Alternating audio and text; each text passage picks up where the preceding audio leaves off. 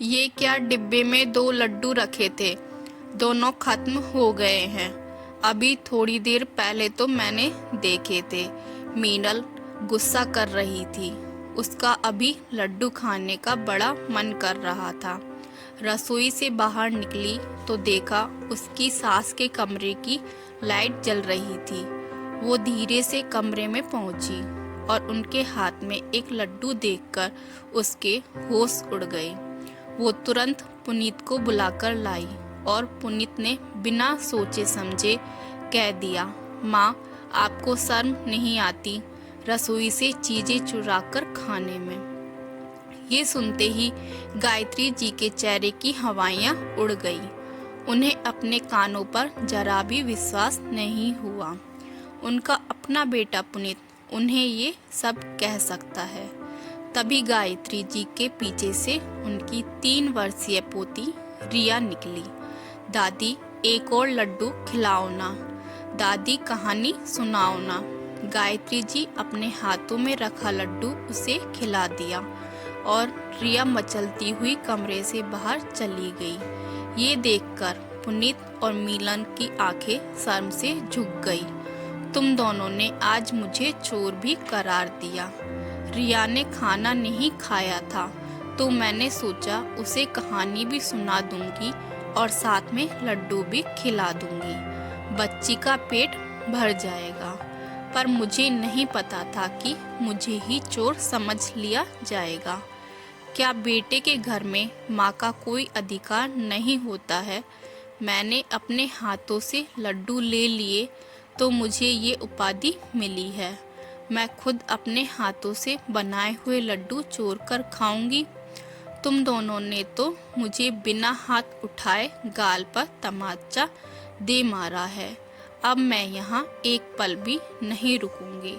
और गायत्री जी ने कमरे का दरवाजा अंदर से बंद कर लिया। आज तक वो अपमान के घूंट पीती रही थी, पर आज चोर बताकर बहू बेटे ने उनका गुरूर ही तोड़ दिया। उनके आत्मसम्मान की धज्जियां ही उड़ा दी। उनसे ये सब सहन नहीं हो रहा था। वो पहले ही मीनल के सवालों से बहुत परेशान रहती थी, पर आज तो उनके अपने बेटे ने हद कर दी थी। वो बेटा जिसे पालने के लिए उन्होंने उम्र भर तपस्या की थी, जिस बेटे को पालने के लिए उन्होंने अपनी खुशी का ध्यान नहीं रखा, सारी उम्र अकेले बिता दी, आज वो ही बेटा उन्हें चोर बता रहा है। गायत्री जी और राजेश जी का विवाह बड़ी धूमधाम से हुआ था। शादी के कुछ महीने ही बीते थे कि उन्हें पता चला कि वो गर्भवती है। ससुराल वालों ने उनका जरा भी ध्यान नहीं रखा। उन्हें 9वां महीना लगा था कि एक दिन घर पे आए हुए एक पत्र ने उनका जीवन दुर्भर कर दिया। उनके मायके से किसी रिश्तेदार ने पत्र लिखा था कि जिस लड़की से तुम्हारे बेटे ने शादी की है वो मांगलिक है। तुमसे ये बात छुपाकर शादी की गई है। अपने बेटे को जिंदा देखना चाहते हो तो तुरंत गायत्री से हर रिश्ता खत्म कर दो। ये पत्र पढ़ते ही ससुराल में कोहराम मच गया। सास ससुर उन्हें ताने देने लगे और मायके पत्र भिजवा दिया कि आपकी बेटी को यहाँ से ले जाएं, तलाक के पेपर मिल जाएंगे और हम अपने बेटे की दूसरी शादी करवा देंगे। गायत्री जी पर मानो दुखों का पहाड़ टूट गया। वो ज़्यादा पढ़ी लिखी भी नहीं थी।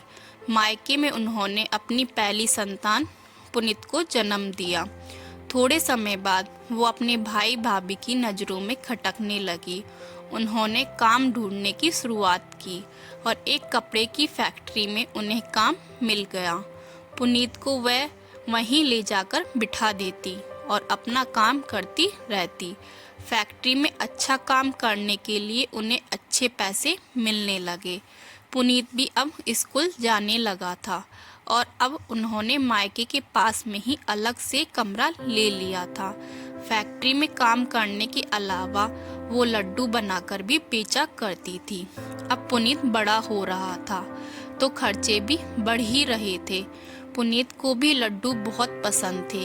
गायत्री जब भी ऑर्डर पर बनाती थी तो पहला लड्डू अपने बेटे को खिलाती थी। इसी तरह पुनीत बड़ा हो गया और नौकरी करने लगा।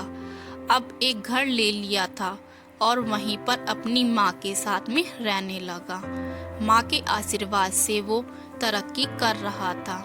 सालों से काम कर रही गायत्री जी भी थकने लगी थी और उन्होंने भी आराम करना शुरू कर दिया, क्योंकि परिवार की जिम्मेदारी अब पुनीत ने संभाल ली थी।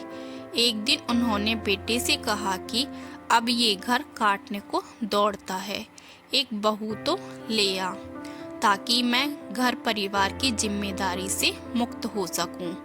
पुनीत ने अपने साथ काम करने वाली मीनल से शादी की इच्छा जताई। दोनों की शादी हो गई। दोनों ही सुबह नौकरी पर चले जाते थे और रात तक आते थे। जब शनिवार और रविवार की छुट्टी होती थी तो मीनल को गायत्री जी का घर पर रहना अखरने लगता था। उसे लगता था कि ये सास 24 घंटे घर में ही रहती थी। हमें तो जरा भी आज़ादी नहीं मिलती है। हमेशा ये एहसास रहता है कि घर में कोई, इस वजह से वो अपनी इच्छा अनुसार रह नहीं पाती थी। हाँ यार, मैं तो अपनी सास से दुखी हो गई हूँ। जोंक की तरह घर से चिपक गई है, कहीं जाने का नाम ही नहीं देती है। हमें भी तो अपनी जिंदगी जीनी है। उसकी सहेली से जब से उसकी बात हुई थी, वो गायत्री जी को परेशान करने में लगी हुई थी। रोज किसी न किसी तरह से उन्हें दुख पहुंचाती थी ताकि वो घर छोड़कर चली जाएं। गायत्री जी सब सहन करती थी, क्योंकि अपने बेटे पुनीत के अलावा उनका दुनिया में कोई और नहीं था।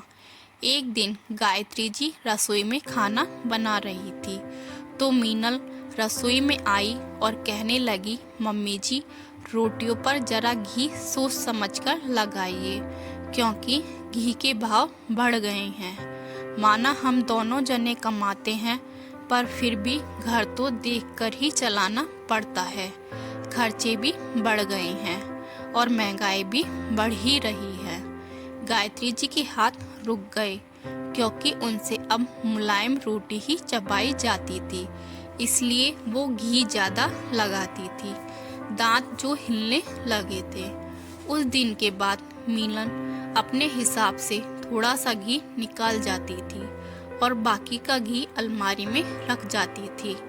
मीनल की हरकतों के बारे में उन्होंने अपने बेटे को नहीं बताया, क्योंकि वो नहीं चाहती थी कि घर में किसी भी तरह का कोई तनाव हो, क्योंकि मीनल गर्भवती थी और उसे तनाव मुक्त रहना चाहिए। इसलिए वो जिसमें खुश रहे वो वैसा ही करती थी। रविवार के दिन मीनल उठी और उसकी चाय पीने की इच्छा हुई तो उसने देखा कि उसकी सास दूध में पानी मिला रही है। ये देखकर वो तुरंत बोली, मम्मी जी, आप दूध में पानी मिलाकर मुझे देती हैं। आपको पता है ना, मैं माँ बनने वाली हूँ और मेरे लिए दूध पीना जरूरी है, पानी नहीं। बहू, कुछ भी बिना सोचे बोले जाती हो। मैं दूध में पानी मिला रही हूँ क्योंकि ये दूध मुझे पीना है। तुमने जब से डेयरी से फुल क्रीम दूध मंगवाना शुरू किया है, मुझे इतना गाढ़ा दूध पचता नहीं है। तुम्हारे लिए दूध अलग भगोनी में रखा हुआ है। मीनल आगे कुछ नहीं बोली। आज गायत्री जी को बहुत ही बुरा लगा था, पर वो चुप रही, क्योंकि मीनल को तनाव नहीं देना चाहती थी। 9वें महीने मीनल ने प्यारी सी बेटी को जन्म दिया और घर में अब सभी उसकी देखभाल में व्यस्त हो गए। रिया के जन्म के बाद मीनल मैटरनिटी लीव पर 6 महीने घर पर ही रही। बच्ची की देखभाल में गायत्री जी भी बराबर लगी रहती थी और मीनल को पूरा आराम देने की कोशिश करती थी। उन्होंने मीनल के लिए डिलीवरी में खिलाने के लिए भी लड्डू बनाए थे, पर मीनल ने उन्हें खाने से इनकार कर दिया। मैं पढ़ी लिखी हूँ, इन सब को नहीं मानती कि घी खाने से ही ताकत आती है। हेल्दी खाना ज़्यादा बेहतर है, इतना घी खाऊंगी तो मोटी हो जाऊंगी। और मीनल को अपने फिगर की भी चिंता होने लगी, तो उसने खाना भी कम कर दिया और रिया को दूध पिलाना भी बंद कर दिया। गायत्री जी ने बहुत समझाया कि बच्ची और तुम्हारी सेहत के लिए ठीक नहीं है, पर वो तब भी नहीं मानी। पुनीत को इस बारे में सब पता लगने लगा था, क्योंकि मीनल रोज ऑफिस से आते ही शिकायत करती थी, पर गायत्री जी अपनी बहू के लिए एक शब्द भी नहीं कहती थी। धीरे धीरे पुनीत को भी अपनी माँ की ही गलतियाँ नजर आने लगी थी। वो भी उनसे उखड़ा हुआ सा रहने लगा था और मीनल के कहे कहे चलने लगा था। रिया अब स्कूल जाने लगी थी, पर वो ज़्यादातर अपनी दादी के ही पास में रहती थी। मीनल और पुनीत को नौकरी से समय मिलता था तो वो दोनों मोबाइल में व्यस्त हो जाते थे। अब रिया दादी से ही सब चीज़ें मांगने लगी थी। दादी, मुझे भी लड्डू खाने हैं। टीवी पर देखकर रिया का मन मचल गया। गायत्री जी लड्डू बनाने में माहिर तो थी। उन्होंने जल्दी ही पोती के लिए लड्डू बना दिए। मीनल शाम को आई तो उन्होंने उससे घी मांगा, पर मैं घी तो सुबह ही निकाल कर गई थी। हाँ बहू, वो सारा घी मैंने लड्डू बनाने में काम ले लिया। रिया का बड़ा मन था। इतने से घी में 4-5 लड्डू तो बन ही गए हैं। आपने लड्डू बना लिए और मुझसे पूछा तक नहीं। कम से कम एक बार फोन करके तो पूछ लेते। मीनल की बात सुनकर गायत्री जी का चेहरा उतर गया। वो रात का खाना बनाकर अपने कमरे में आ गई। रिया भी उनके पास ही खेल रही थी। उसने फिर से लड्डू खाने की इच्छा जताई तो वो बचे हुए दोनों लड्डू लेकर आ गई। वो लड्डू रिया को खिला रही थी और वो उनके पीछे पीछे छुप रही थी। इसे देखकर मीनल को लगा कि उसकी सास लड्डू चुराकर खा रही है।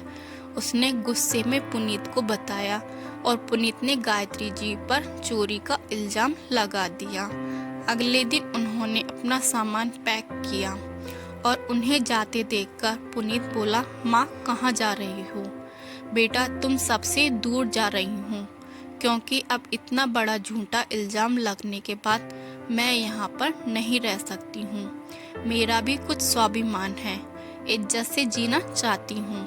जिस बेटे को अपना पेट काट कर खिलाया, अपने खून से सींचा, उसी ने बिना सोचे समझे मुझको चोर कह दिया। क्या ये घर मेरा नहीं था? ये तो मैं लड्डू रिया को खिला रही थी। अगर मेरा मन भी करता और मैं लेकर खा लेती तो क्या मैं चोर हो गई? अपने घर में कुछ लेकर बड़े बुजुर्ग अब खा भी नहीं सकते हैं। वैसे भी जो कमाता है घर भी उसी का होता है। मीनल कमा रही है, तू कमा रहा है और मैं घर पर रहती हूँ, पर फिर भी घर मेरा नहीं है। मैं सालों से घर संभाल रही हूँ और मीनल तो अभी आई है। तूने उसकी बात पर विश्वास किया और अपनी माँ को ही झूठा साबित कर दिया। पहले मुझे मायके वालों ने निकाला, फिर पति ने छोड़ दिया और अब बेटा भी घर से निकालने की तैयारी कर रहा है, तो मैं उससे पहले ही कहीं पर चली जाती हूँ और जैसे तैसे अपना गुजारा कर लूँगी। मीनल तो यही चाहती थी। हाँ, चली जाओ, पर रहोगी कहाँ पर? मुफ्त में यहाँ खाना मिल रहा है, बाहर कोई भी नहीं खिलाएगा। बहू, इस भ्रम में मत रहना। सिर्फ पढ़ा लिखा आदमी ही नहीं कमाता है। जिसके पास हुनर हो वो भी इस दुनिया में कमाकर खा सकता है। और गायत्री जी घर से चली गई। कुछ महीनों बाद पुनीत अखबार पढ़ता है तो माँ की फोटो देखकर हैरान रह जाता है। माँ लड्डू बनाकर बेचती थी और आज उनके लड्डुओं की मांग बहुत बढ़ गई है। शहर में और बाहर भी उनके हाथों के बनाए लड्डू बहुत प्रसिद्ध हो रहे हैं और वो बहुत कमा भी रही हैं। उन्होंने किस तरह संघर्ष किया और यहाँ तक पहुँची, उसकी कहानी भी लिखी थी। बेटी बहू का घर छोड़ने के बाद मैं शहर के ही कई हलवाई की दुकान पर गई, पर सबके यहाँ पर काम करने वाले थे और मुझे रखने का खर्चा अलग से था, तो सबने मना कर दिया। फिर मैंने हिम्मत नहीं हारी, अपनी सोने की चूड़ियाँ और कान के बेचकर एक कमरा किराए पर लिया और उन्हीं में से बचे पैसों से लड्डू बनाने शुरू किए। कुछ ही महीनों में लड्डुओं के ऑर्डर आने लगे और इतने अधिक आने लगे कि मैंने दुकान ली और उस पर केवल महिलाओं को रखा, जो घर बैठे बैठे बेटी बहू के ताने सुन रही थी। उन महिलाओं में भी जीने का हौसला बढ़ गया है। आज मेरे द्वारा बनाए गए तरह तरह के लड्डू विदेशों तक जाते हैं और अच्छी कमाई भी हो रही है। मेरे द्वारा कमाया गया धन मेरे मरने के बाद गरीब लाचार महिलाओं में दान दे दिया जाएगा, क्योंकि मेरा इस दुनिया में अब कोई नहीं है। दोनों नीचे लिखे पते पर गए तो देखा 8-10 महिलाएं लगी हुई थी और गायत्री जी कुर्सी पर बैठकर हिदायत दे रही हैं। अपने बेटे बहू को लड्डू देते हुए बोली, लड्डू खाओ, चोरी के नहीं है, मेरी मेहनत की कमाई के हैं। तुम मेरे धन के लालच में आए हो, पर तुम दोनों को एक फूटी कौड़ी भी नहीं मिलेगी। गायत्री जी के यहाँ से पुनीत और मीनल चले गए। उनकी पोती जब भी उन्हें फ़ोन करती थी तो वो उसे लड्डू ज़रूर भेजती थी। तो दोस्तों, अगर आपको हमारी ये कहानी पसंद आई हो तो लाइक, शेयर एंड सब्सक्राइब करें।